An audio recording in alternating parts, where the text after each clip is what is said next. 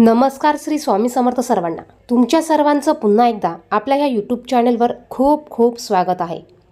यंदा वैशाख मासातील संकष्टी चतुर्थी 26 मे रविवार रोजी आहे. वैशाख मासातील कृष्ण पक्षात येणारी संकष्टी चतुर्थी एकदंत संकष्टी चतुर्थी म्हणून ओळखली जाते. या दिवशी उपवास केल्याने अनेक अडचणी दूर होतात. तसेच श्री गणेशाची आराधना केल्याने आर्थिक संकटापासून मुक्ती मिळण्यास मदत होते. प्रत्येक महिन्यात येणाऱ्या संकष्टी चतुर्थीला वेगवेगळे महत्त्व असते. संकष्टी चतुर्थीचे व्रत केल्याने आपल्या जीवनातील सर्व संकट दूर होतात. जर का आपण गणपती बाप्पांचे हे व्रत केले, काही उपाय केले, तर बघा गणपती बाप्पा आपले सर्व संकट दूर करतात. ते विघ्नहर्ता आहेत, ते संकटमोचक आहेत. त्याचप्रमाणे आपल्याला या दिवशी अत्यंत प्रभावी असा 21 दुर्वांचा उपाय करायचा आहे. तुमच्या कोणत्याही इच्छेसाठी तुम्ही हा उपाय करू शकतात. तुमची जर का लग्न जुळत नसेल, विवाहात अडचणी येत असतील, व्यवसायात प्रगती होत नसेल, पैशाच्या समस्या असतील, घराच्या समस्या असतील, अशा कुठल्याही समस्येसाठी तुम्ही हा उपाय संकष्टी चतुर्थीच्या दिवशी करू शकतात.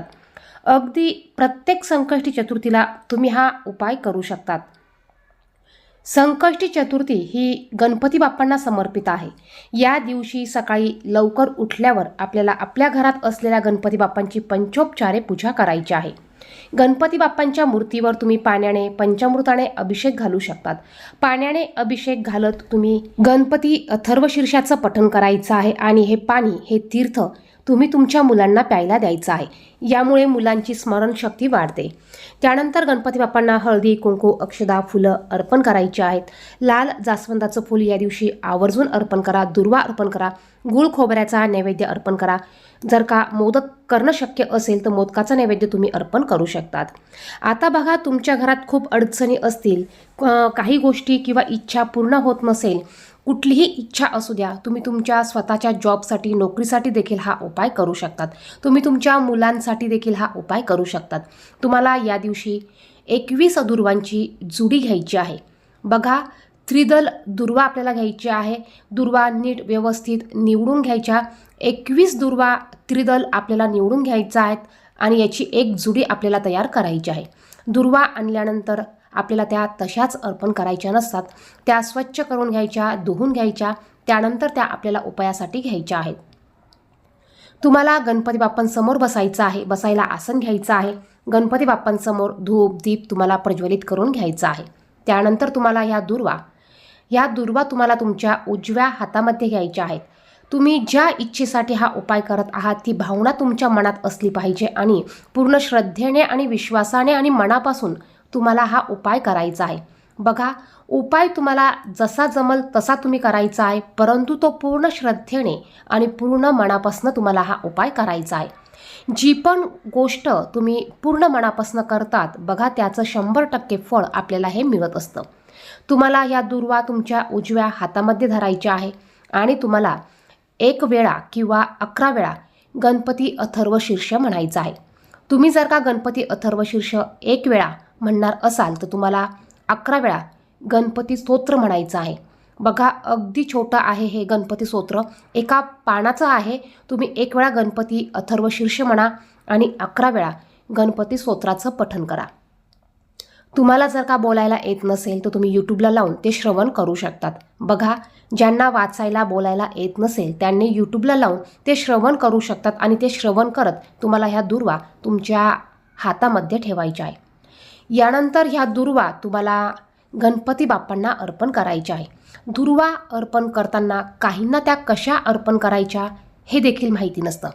दुर्वा अर्पण करत असताना दुर्वाच्या देठाचा भाग हा नेहमी गणपतीकडे येईल अशा पद्धतीने दुर्वा अर्पण करायच्या असतात.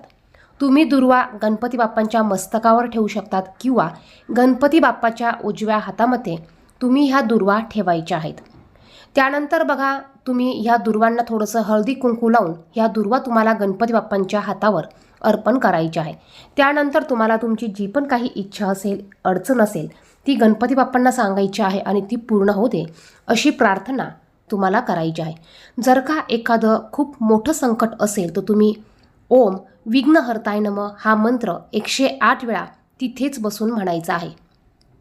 बघा, जर का मोठं विघ्न असेल तर तुम्ही ओम विघ्नहर्ताय नमः हा मंत्र 108 वेळा तुम्हाला तिथेच बसून म्हणायचा आहे.